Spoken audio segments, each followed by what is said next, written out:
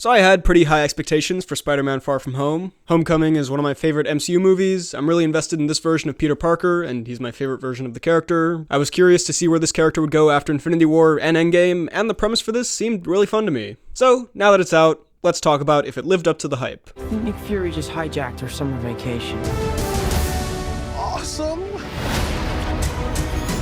And this is going to be a spoiler review. I'm sorry, but I just want to talk about this movie full on from the start. If you have not seen Far From Home, come back to this video when you've seen it, cause I'm talking spoilers. And there are actually quite a few things to spoil, even if the trailers did reveal most of the major plot beats, as is kind of tradition at this point with Sony Spider-Man films. So, Far From Home. Good, bad, bit of both? Well, yeah, I'd say it's a bit of both, although I'd argue it's definitely got more good than bad in it. But there are still quite a few noticeable flaws in this film. It's not as good as Homecoming, but I still thoroughly enjoyed it. As far as the cast goes, there isn't really a weak link here. Like I said, Tom Holland is still my favorite on-screen Spider-Man and Peter Parker. He's awkward, but still charming and likable. He's quippy as Spider-Man, but it doesn't get annoying. He's great as this character. I also really enjoyed that in this film, Peter's main conflict is essentially the opposite of what it was in Homecoming. In Homecoming, he's desperate to be a proper superhero, and the adults in his life won't let him. In Far From Home, he just wants to live his normal life, and now all the adults want him to be a superhero. It was an interesting contrast, and showed how his character has been changed because of the events of these films. I feel like the MCU is kind of getting a lot of mileage out of the fact that Tom Holland is great at crying in movies, but I mean, he is really good at it, and good at making you feel for him, which also has to do with how well this version of Peter Parker is written. So the more emotional moments he has here, once again, are quite effective. I especially enjoyed the one he had with Happy, who is also great in this. Jon Favreau is a lot of fun here, and I'm glad we got to see this character again. For someone who's mostly just annoyed by Peter in the first film, he has a really nice and different dynamic with him here. Marissa Tomei doesn't get a ton to do in this, but she's still good. The whole thing between her and Happy was an unexpected and fun direction to take that character, but it's not really a big part of the film. You've seen most of it in the trailers. That's fine though, the movie's got lots of other stuff to deal with. Someone else who's great in this film is Zendaya as MJ. She has a much bigger role here than she did the first time around. We get to learn a bit more about her as a character, and her and Peter have fantastic chemistry. They're both awkward, but in different ways. MJ is clearly trying to open up more, and Peter's trying not to be nervous. It's an interesting matchup. And also, they do seem to genuinely like each other. Like, it's not a super manufactured or forced romance or anything. It's well done and sweet, and I'm looking forward to seeing what they do with that relationship in the future. Jacob Batalon is once again great. Him and Peter have such a charming and fun friendship, and the fact that the actors are friends in real life clearly shows. He wasn't in the movie as much as I was expecting, but again, I guess that makes sense since there's so much else going on here. Kobe Smulders is good as Soren as Maria Hill, and Samuel L. Jackson is great as Talos as Nick Fury. More on that part later. Just for the record, I'm going to be calling him Nick Fury for now and treating him like he's the actual Nick Fury, since Talos is really good at what he does and would probably be able to accurately replicate what Nick Fury would do in these situations. I did enjoy the different dynamic Peter had with Fury when compared to the one that he had with Tony Stark. I believe John Watts described it as Tony being the cool, supportive uncle and Fury being the mean new stepdad. Much like in Homecoming, where I really thought Tony Stark was kind of more of a douchebag than he had to be at some points, even though ultimately he was mostly right. Here, I felt Fury was sometimes more harsh than he had to be. But I think that speaks to the good writing and getting you in the mindset of the protagonist. The mindset of a teenager in this situation. So these characters who usually would be the protagonists of a story can come across too harsh or unreasonable sometimes, since from the teenage Peter Parker perspective, that's how they would seem. Although, I still think regardless that some of the stuff Fury does in this film, especially considering Peter is 16, is a bit harsh or unreasonable, but hey, maybe that's just me. Now, a part of this film that I think is going to be kind of divisive is Jake Gyllenhaal as Mysterio, and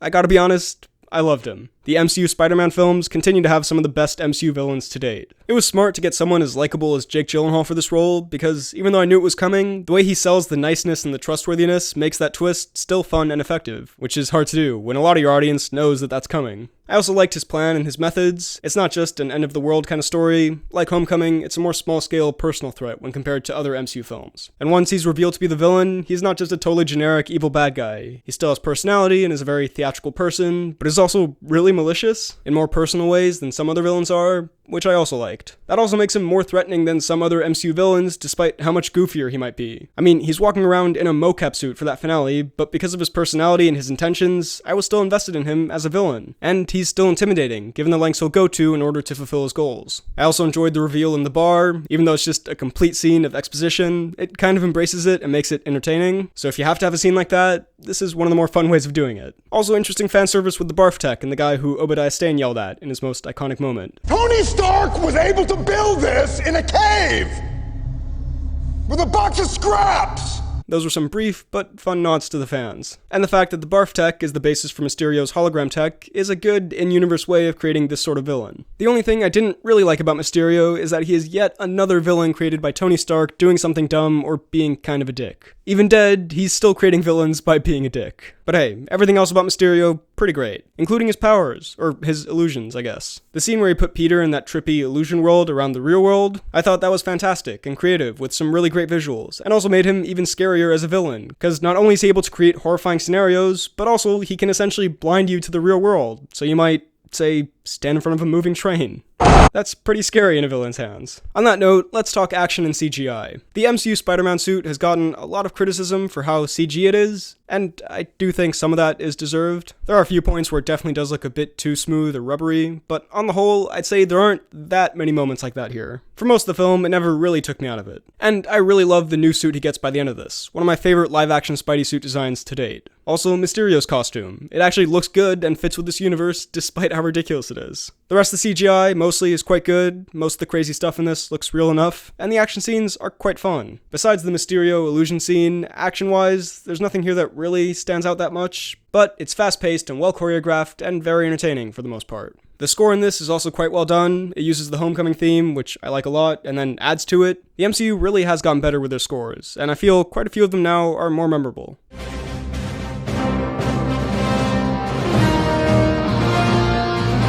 I also gotta say, I like the premise for this in a few ways. Firstly, in the sense that, as someone who's been on a lot of these kinds of school trips, it's fun to put Peter Parker and the MCU into that scenario. And secondly, it's unique for a Spider-Man film. It's not a Spider-Man movie that's just set in New York. And as good as some of those Spider-Man movies are, having some more change and diversity in location is a lot of fun. I really enjoyed the movie's humor as well. Homecoming is up there for me with Guardians of the Galaxy and Ragnarok as the funniest MCU movies, and this is definitely close to that. John Watts and the writers of Homecoming, I guess they just have a style of humor that I really like, and it comes back here. Not all the jokes land, but most of them hit, and some of them hit really hard. This isn't just down to the writing, but also the great chemistry between the members of the cast, and the comedic timing and delivery by the actors. Especially Martin Short and J.B. Smoove, who I know from his appearance in Epic Rap Battles of History, as the teachers. They were hilarious. I think the Ned and Betty joke maybe went on for a bit too long, but for most of it, it still made me chuckle. And all that high school stuff towards the start, once again, I really enjoyed. A lot of funny moments with Flash and the teachers and everyone in there. Just a lot of fun. Gotta be honest, I didn't hate the way they dealt with the snap and the blip, because if this happened in the real world, obviously everything would be insanely different, but this isn't the real world. It's a crazy fantasy world, and also that's not the kind of story they're telling here. So I was okay with the fact that everything is more or less normal now, with a few small fun differences like how some people are now 5 years older and that kind of thing. Now, let's talk post-credits. I'm a little conflicted on this, because on the one hand, I was starting to get a little tired of the final post-credit scene just being something not very meaningful, so I liked that both of these had some substance to them. And I think the second one here is a perfect post-credit scene. It's fun, it has a bit of a twist, it ties into the larger MCU, it's great. The first one, it has a lot going on, and that's why I don't know if I'm crazy about it being a post-credit scene. For me, the scenes after the credits shouldn't be crucial to the film story, because once those credits roll, I feel like that's when the film is done and the audience can leave if they want to. So if you stay, it's a bonus thing that isn't essential, but it might enhance your enjoyment. It's a little reward for staying past the credits, I guess. And so I guess they wanted to end the film on a fun note, but having this huge cliffhanger ending after the film's pretty much done, and like a cliffhanger that's not what might come next, but it's very personal to the main character, and I'm assuming will be a big part of the next film, I don't know how I feel about that. Granted, I obviously haven't seen the next film, so I'm kind of speculating that it'll be a big part of it. But to me, this seems kind of like if Steve Rogers waking up from the ice happened in the post-credit scene of Captain America. I also feel a similar way about the Ant-Man and the Wasp post-credit scene. Even though I really liked that scene, thinking about it,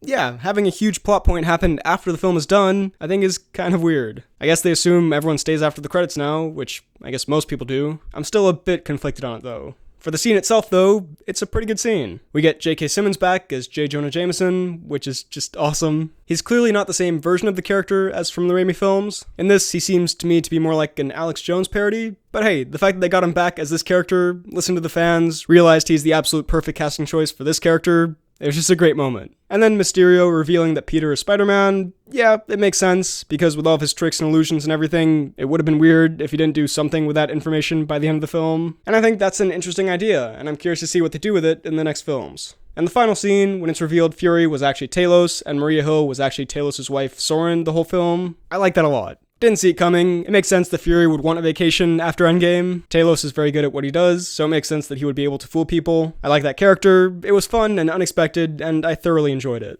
Now, let's talk negatives. Like I said, this movie had quite a few flaws, more so than the last film, I'd say. And it's interesting because there's nothing in here that I think completely breaks the film. There were just quite a few moments throughout where I thought, yeah, I'm not crazy about that. Let's talk about Peter's character for a bit. Like I mentioned before, I like the kind of reversed character conflict from Homecoming. However, another character conflict or character arc for Peter in this film that I felt wasn't handled that well was how he dealt with the death of Tony Stark. Or it wasn't handled poorly, but I felt like the message and the resolution of that arc was a bit muddled and also not very satisfying. Maybe this is just how I personally would have wanted this arc to go, but the film really sets up this one kind of lesson for Peter to learn, and he basically learns it, and then in one scene, it's kind of undone. So the whole film, Peter is having to deal with the fact that Tony's dead, and he essentially wanted him to take on the mantle of Iron Man, or the head Avenger and that kind of thing, and Peter not wanting to do that and not knowing how to deal with it, and then eventually having to realize that he isn't just the next Iron Man, he's his own person and his own hero. And there's even a moment where I'm pretty sure Peter says, "I'm not Iron Man," or something like that in the plane with Happy, and I think that's where that arc should have pretty much ended. Peter realizes he isn't just the new Tony Stark, he doesn't need to be Iron Man, Tony didn't want him to be Iron Man, he just wanted him to be a hero and keep people safe. That kind of thing. And I think that's a nice message, especially for this version of Peter Parker, who's kind of been in the shadow of Iron Man for a bit. And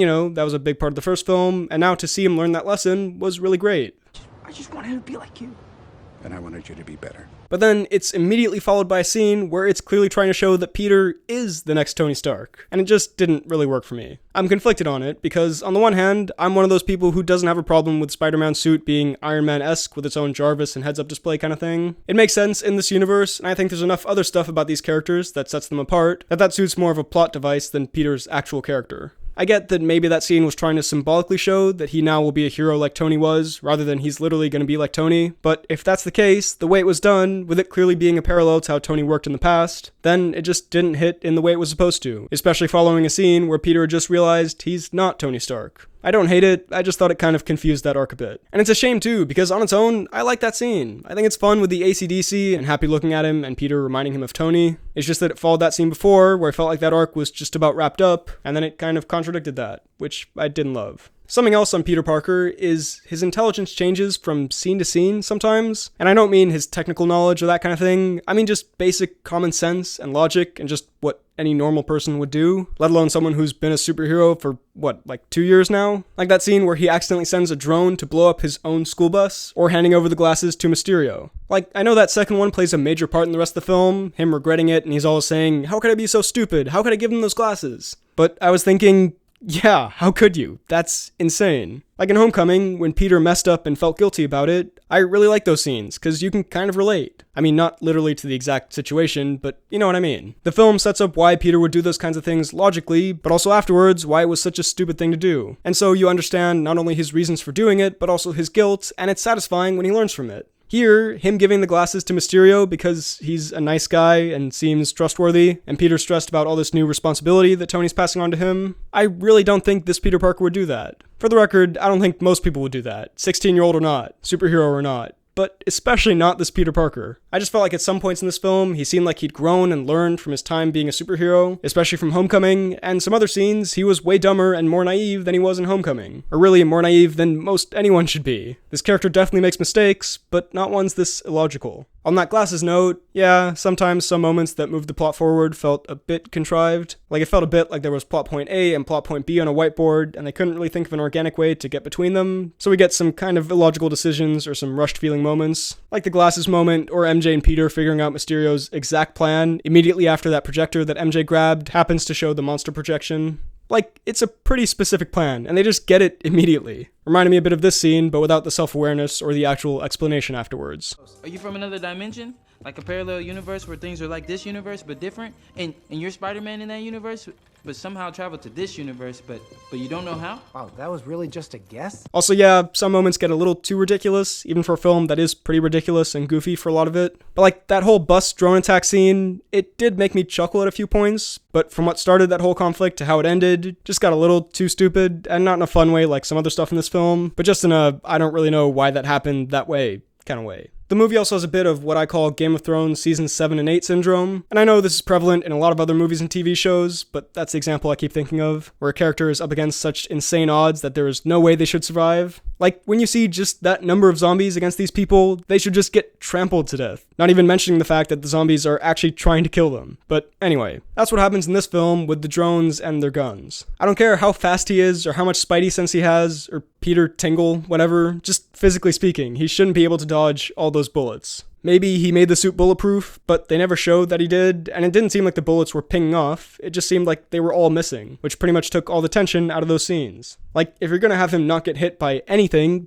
don't put that many drones in the scene attacking him. The movie on the whole might be a bit too packed as well. Like, there's a lot going on in this, and I do like that it isn't an end-of-the-world kind of thing, but still, there are a lot of different small-scale plot lines that are packed into this film. And by the end, the balance of it all started to become less well done, and there were a couple of moments where I was like, oh right, this character or this plotline is still in this film. Also, Mysterio constantly not killing Peter, or trying to kill him in ways where his death definitely isn't certain, gets kind of frustrating at a point. Like, I get he's a theatrical person and all, but if you really want him dead, after he keeps surviving the stuff you throw at him, including a speeding train, just kill him right then and there when you have the chance, because he has tons of chances in this movie. So overall, Spider-Man Far From Home is kind of an odd film, because it wasn't as good as I was hoping it would be, but I still left almost entirely satisfied. Like, it gave me pretty much everything I wanted and more, it just then, on top of that, had some stuff that I didn't think was especially well done. At least it made me feel something though. It made me laugh, it had some sweet moments. I've said it before and I'll say it a million times, my least favorite kind of film is one that just doesn't make me feel much of anything. This was another entertaining MCU movie that does definitely have its flaws, but overall, I'd recommend it. I'll give Spider-Man Far From Home an 8.4 out of 10. And here's where I'd put it in my MCU ranking.